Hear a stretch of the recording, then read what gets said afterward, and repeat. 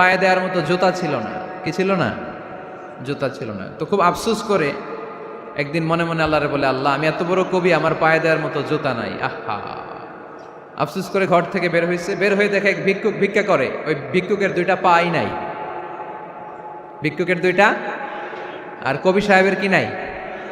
জুতা নাই। কবি সাহেব যখন এই দৃশ্য দেখছে, হায় রে আমার তো পা আছে, এর তো পাই নাই, সেজদায় পড়ে গেল। আর আল্লাহরে বলে, আল্লাহ শুকর আলহামদুলিল্লাহ, বেশ ভালো আছি, আর কিছু লাগবে না। এজন্য শান্তি হচ্ছে শুকর আলহামদুলিল্লাহর ভিতরে। শান্তি কিসের ভিতরে? শুকর আলহামদুলিল্লাহর ভিতরে। এজন্য আওয়াজ করে পড়েন আলহামদুলিল্লাহ। আপনার চাহিদার কোনোদিন শেষ হবে না।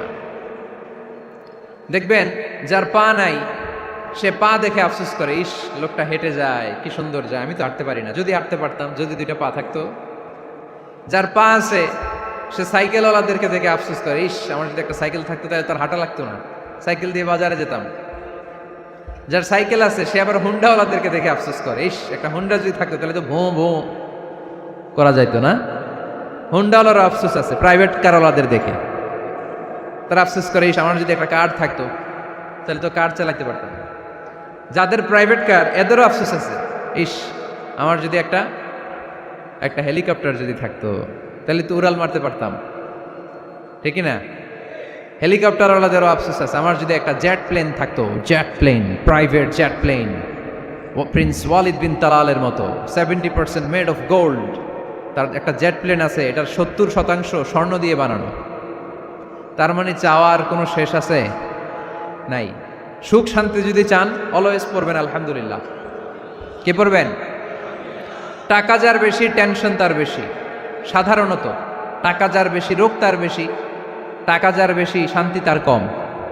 আপনি খোঁজ নিয়ে দেখেন, 1000 কোটি টাকার মালিক, ঘরে শান্তি নাই, স্ত্রীর সাথে মনোমালিন্য, স্ত্রী যায় একদিকে উনি যায় আরেকদিকে, পোলায় কই যায় পোলায় নিজেও জানে না, মেয়ের অবস্থা খারাপ, আরেক ছেলের সাথে হাঁটে।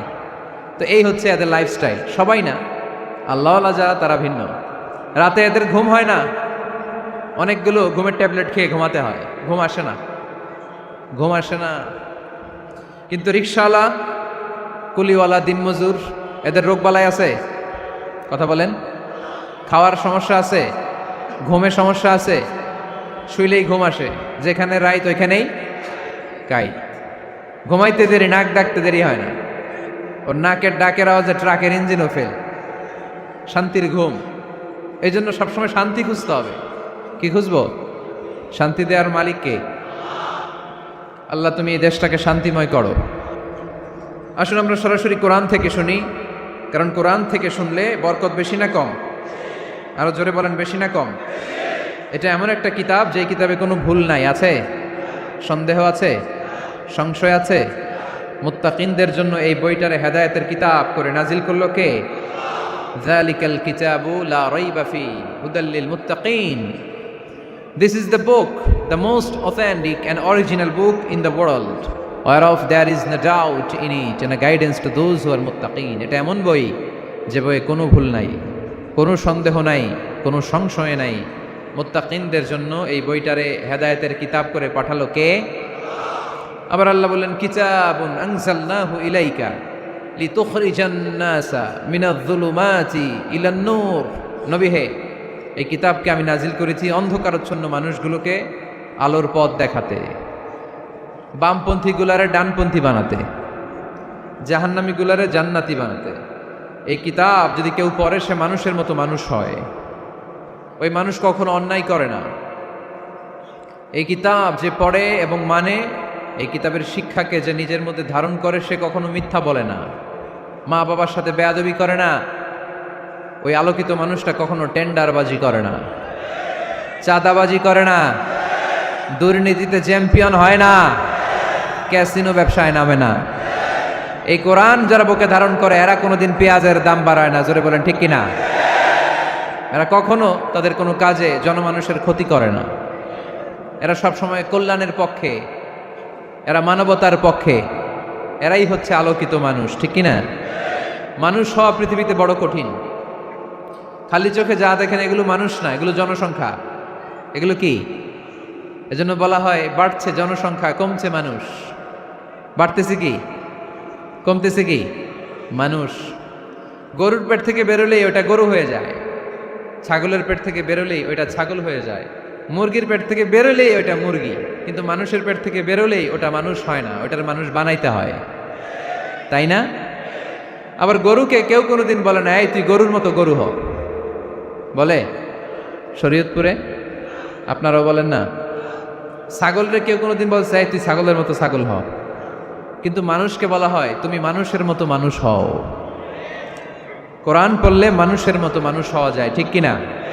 এই দুনিয়া এখন তো আর সেই দুনিয়া নাই, মানুষ নামের মানুষ আছে দুনিয়া বোঝাই,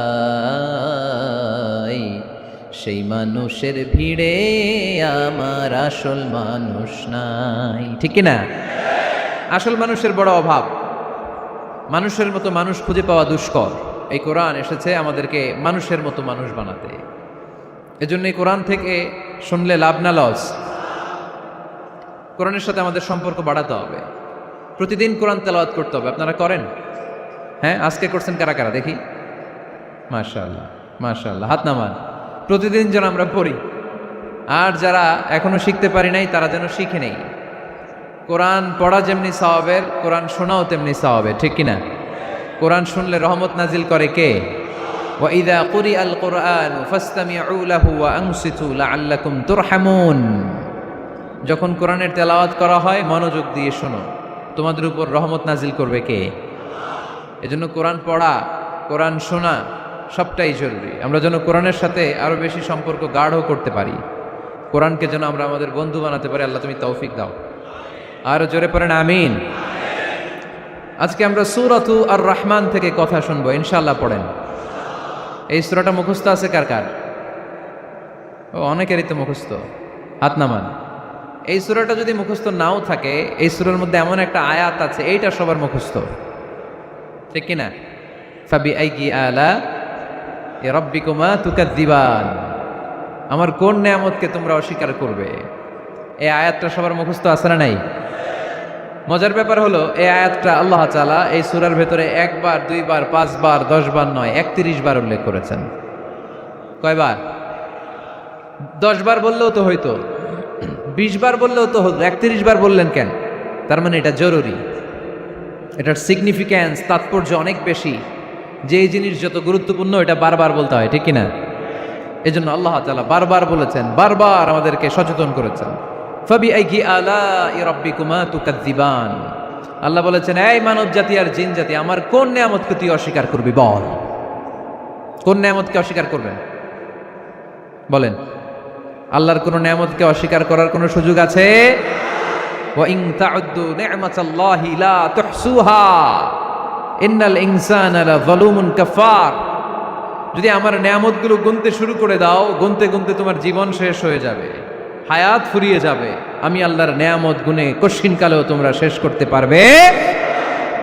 সাগরের জল যদি কালি হয়ে যায়, গাছের পাতা যদি খাতা হয়ে যায়, সাগরের জল নামক কালি দিয়ে গাছের পাতা নামক খাতার উপরে যদি আল্লাহর প্রশংসা লিখতে শুরু করে দেন, আল্লাহ বলে গাছের পাতাও ফুরিয়ে যাবে, সাগরের জলও ফুরিয়ে যাবে, কিন্তু আমার প্রশংসা করে তোমরা শেষ করতে পারবে না।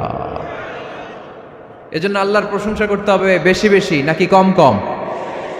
কম কম না বেশি বেশি? ফাবিআইয়ি আলাই রাব্বিকুমা তুকাযযিবান। আমার কোন নেয়ামতকে তোরা অস্বীকার করবি বল? O mankind and jinnkind, which of my mercy and blessings you wanna deny? আমার কোন নেয়ামতকে অস্বীকার করবি? অস্বীকার করার সুযোগ আছে? নাই। আল্লাহর হাবিব সাল্লাল্লাহু আলাইহি ওয়াসাল্লাম এই সূরাটাকে বড্ড পছন্দ করতেন। সাহাবাদেরকে একবার তিনি এই সূরাটা তেলাওয়াত করে শোনালেন। সাহাবারা চুপচাপ, ঠিক যেমন এখন আপনারা চুপচাপ। আল্লাহর হাবিব বললেন, ও সাহাবারা, তোমরা তো এই সূরা শুনে চুপ করে বসে আছো, কিন্তু তায়েফের ময়দানে জিনদের কাছে এই সূরাটা আমি তেলাওয়াত করেছিলাম, তারা কিন্তু চুপচাপ বসে থাকে নাই। যতবার আমি ফাবিআইয়ি আলাই রাব্বিকুমা তুকাযযিবান পড়েছি, এই আয়াতের বিপরীতে তারা উত্তর দিয়েছে, কারণ এই আয়াতটা একটা প্রশ্ন। It's a question from your lord to mankind and jinnkind. এটা আল্লাহর পক্ষ থেকে মানব জাতি এবং জিন জাতির কাছে রেখে দেওয়া একটা প্রশ্ন। ফাবিআইয়ি আলাই রাব্বিকুমা তুকাযযিবান, আমার কোন নেয়ামতকে অস্বীকার